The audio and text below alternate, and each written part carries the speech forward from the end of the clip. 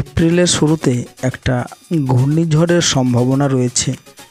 তো এই ঘূর্ণিঝড়টি নিয়ে আমরা আলোচনা করব, কোন দিকে এগোবে বা কোথায় আঘাত হানতে পারে। তো আপনারা স্ক্রিনে দেখতে পাচ্ছেন এই যে একটা ঘূর্ণিঝড়। তো পরবর্তী সময়ে আমরা দেখব যে এটা ঘূর্ণিঝড় হচ্ছে নাকি একটা কঠিন শক্তিশালী ঘূর্ণাবর্ত হচ্ছে। তো বন্ধুরা, এটা যদি ঘূর্ণিঝড় হয় তবে এর নাম কিন্তু হবে শক্তি। তখন আমাদের দেখার বিষয় যে এই ঘূর্ণিঝড় কোন উপকূলে আঘাত হানবে এবং আঘাত হানার সময় এর গতিবেগ কত থাকতে পারে।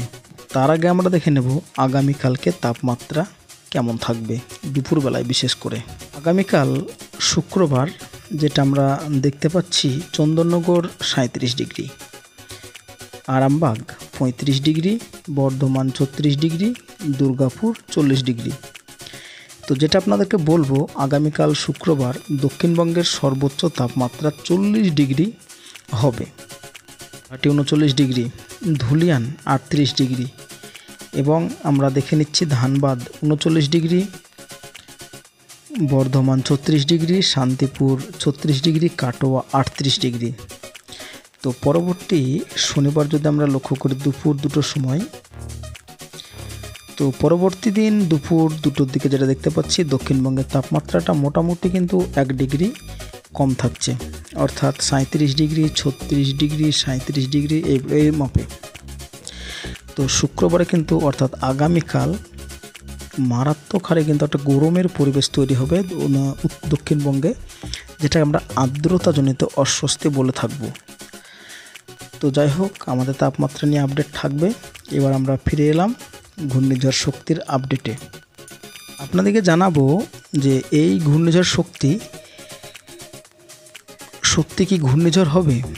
তো এটা কিন্তু আমরা 6ই এপ্রিলের পর জানতে পারবো, এবং কোথায় আঘাত হানবে কোন উপকূলে সেটাও আমরা সঠিকভাবে কিন্তু জানতে পারবো।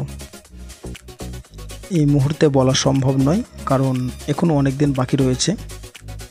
তো যাই হোক, এ যখন আঘাত হানবে এর গতিবেগ থাকবে ঘন্টায় 100-র উপর, যেটা আমরা কিন্তু নর্মালি দেখতে পাচ্ছি 115-16 কিন্তু এর গতিবেগ থাকবে।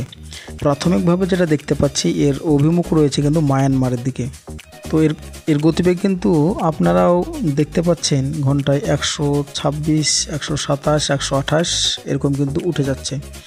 তো আমার মনে হয় এ কোন দিকে যাবে আমরা 6-7 তারিখের পর এপ্রিল মাসে জানতে পারবো।